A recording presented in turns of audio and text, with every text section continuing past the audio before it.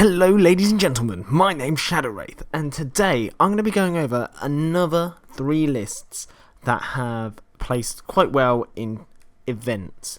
So by quite well I mean first or second. I think there's only one second place entry here, the others are first place.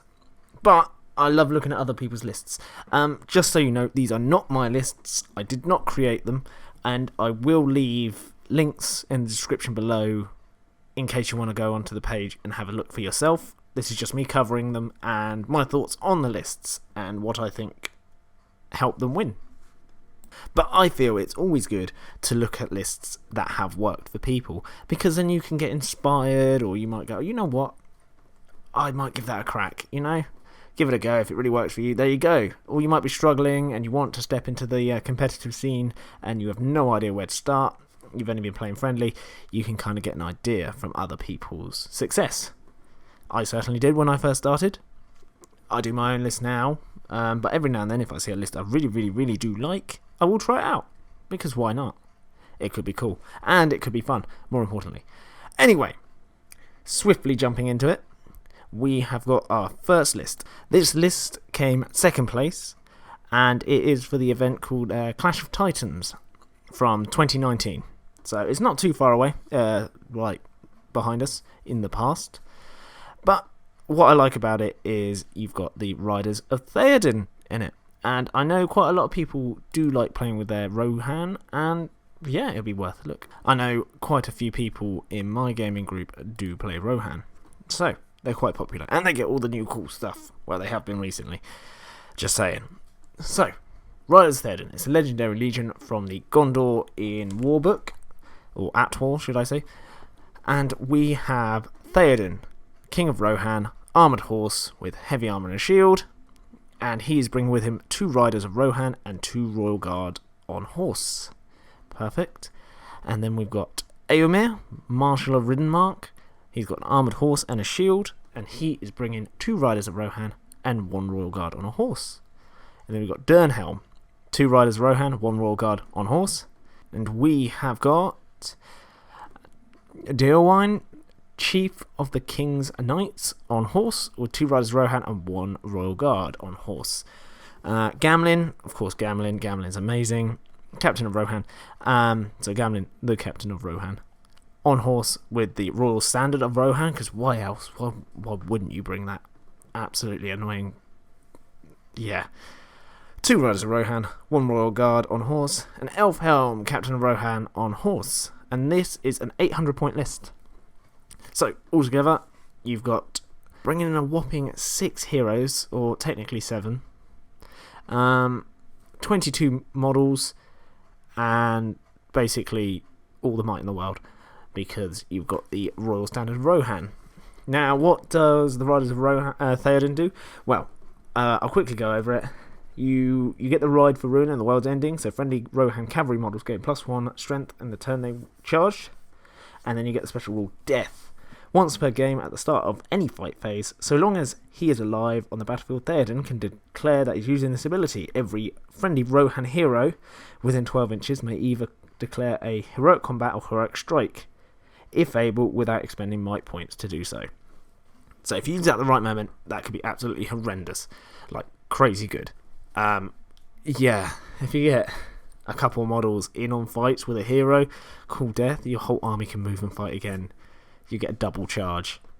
That's scary. 12 inches as well. You've got the Royal Guard, they're awesome. They've got the Bodyguard special rule, so they're not running away from anything, or they're not scared of anything.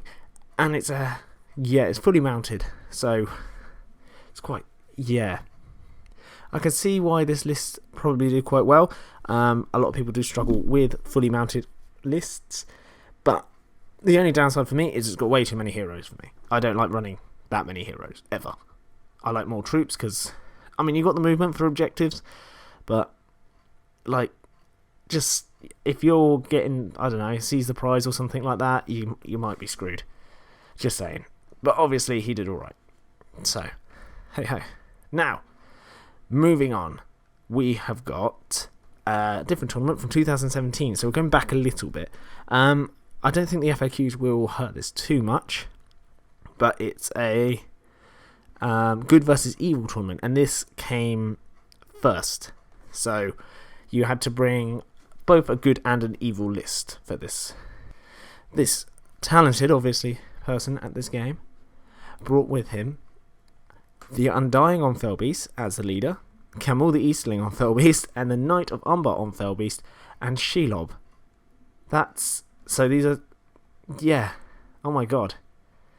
I'm pretty sure I covered a similar list to this in my last video, but we have Shelob in that, so that is 600 points, and that took first place. Then we have the good side, so we are starting off with Denethor as the leader, with 6 Warriors of Minas Tirith with shield, and 6 Guard of the Fountain Court. Faramir mounted on a horse with 5 Knights of Minas Tirith, and one of them with a banner. I'm guessing they've got shields. To make up to 600 points, all these guys must have had shields. I'm just saying. Then, on top of that, we've got 4 Warriors of Minas Tirith. Okay? We've got Bergond, with 7 Warriors of Minas Tirith and 3 Citadel Guard, and Damrod with 5 Warriors of Minas Tirith and 6 Citadel Guard. To round up to 600 points, nearly 600 points. Yeah. That's pretty good. Not a Gondor list that I have come across facing. I know you got the old Denethor tactic of, well, basically, Faramir gets to automatically pass all courage tests he's forced to make whilst Denethor is alive. But whilst Denethor is on the battlefield, Faramir must always charge an enemy model if he's able to do so. So you've got a fearless Faramir. But that makes sense. There's a lot of ignoring courage here. You've got a lot of bodyguard in here, things like that. It's quite tasty actually. Now I'm thinking about it. Quite a lot of bodies on here. It doesn't say the model count. Let me just count them real quick, like. So you've got 46 models, if I can count correctly, and 5 might. But yeah, pretty much everyone's got bodyguard apart from Damrod. So, it's pretty good. Yeah, so not many courage tests going on here apart from the Warriors of Minas Tirith. As for his evil list, I mean, I can tell why that probably did really well. I said it in my last video, like, you've got the Undying who's the leader, and he's nigh on impossible to kill because he gets will points back for successful spells, casts, and things like that. And he can use his will as fate, and he's got 18 of them.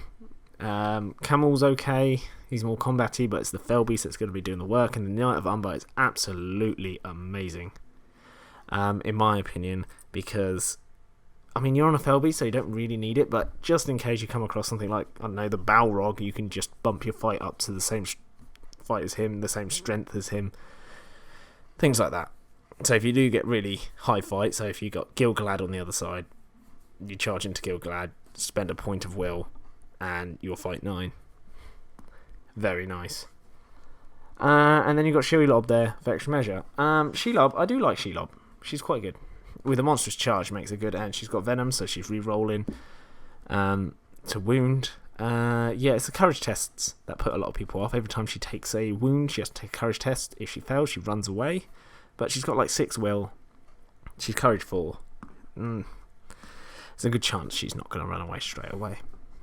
But she's still scary. So a lot of monstrous charge in that list, knocking everything over. Yeah, so moving on. We have got the Warhammer World Grand Tournament. I believe this is 2019 as well. And it's 700 points. And this list took first. It is good and evil as well. So you have to bring a good army and an evil army. And then you meet your players and you have to roll off to see who's playing good and who's playing evil. So, just gives you an extra army to think about. And what did they bring? They brought, for their evil army, you've got my boys, the Corsairs. Yep, we got some Corsairs in here finally. So, you've got Dalamar, Fleet Master of Umbar, who's the leader. Dalamar is obviously awesome. Absolutely love Dalamar. I'm just going to smash through the list and we'll go from there. So, yeah, Dalamar, hero of legend. And he is bringing with him 9 Corsairs with shields, and 5 Corsairs with spears, and 4 Corsairs with spears and shields. Okay, very nice.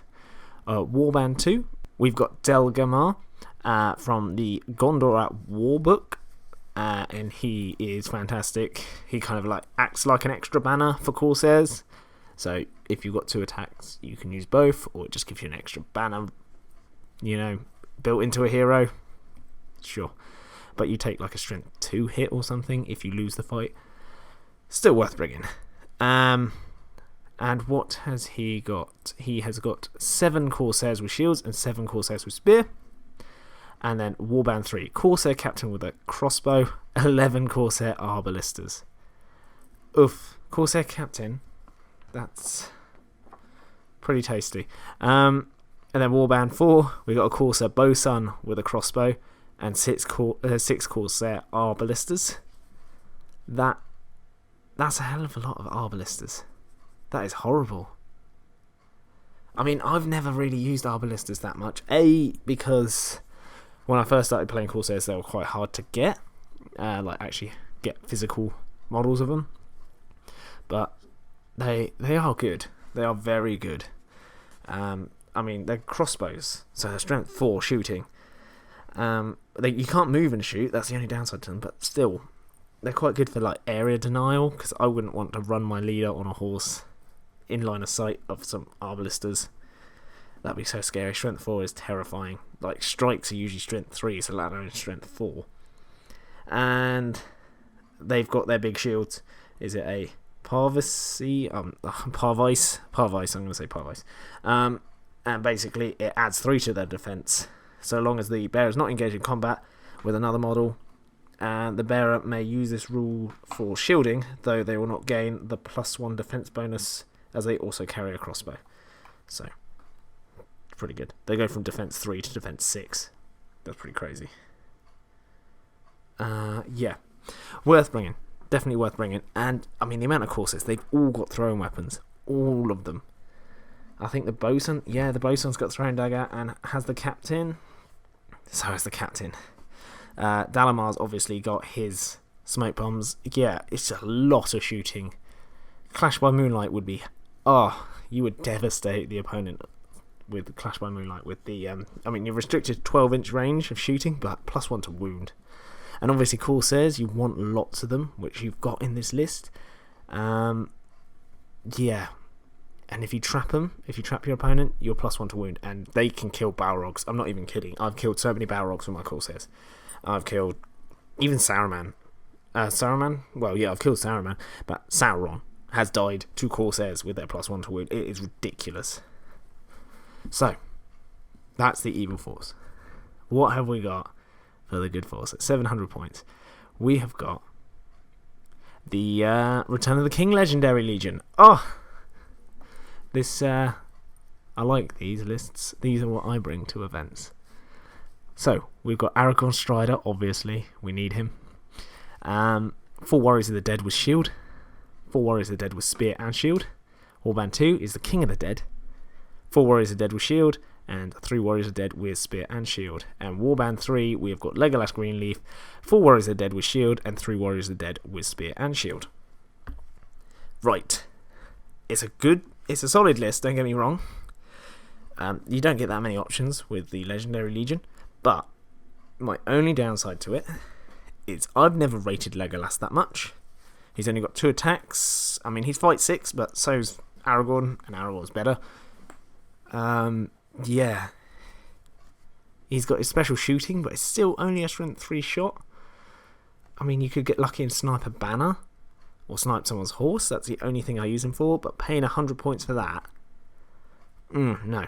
I'd rather have a Herald of the Dead to give my King of the Dead basically 3 extra might points and resistant to magic for all my Warriors of the Dead within 3 inches of him. Because the King of the Dead he's only got 1 might. Aragorn's got 3, and he gets 1 every turn. Legolas has got 3, but I'd rather have 3 for the King of the Dead. Yeah. That's just my 2 cents on it. That's my opinion. I could be completely wrong, and obviously I am wrong, because they took first place. So, who knows?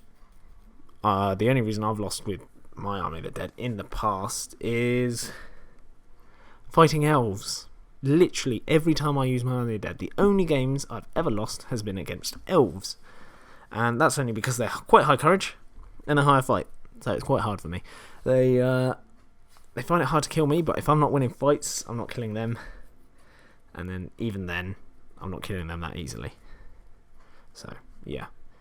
But every other army, Warriors of the Dead just breeze through them.